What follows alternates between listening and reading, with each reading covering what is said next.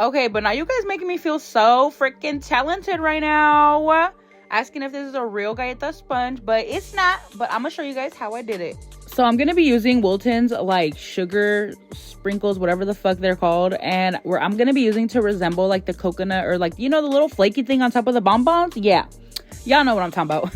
For the actual Galleta base, I ended up mixing a little bit of cookie butter chocolate with a little bit of milk chocolate just because I wanted the color to be a little bit darker. And I think it ended up being the perfect color. Let me know what you guys think, but I think this looked like a Galleta. Can you guys believe that I did not know the name of these cookies? Like, I would deadass just call them Las Galletas con los Bombones because that's what they are. Las Galletas con los Bombones. Come on now.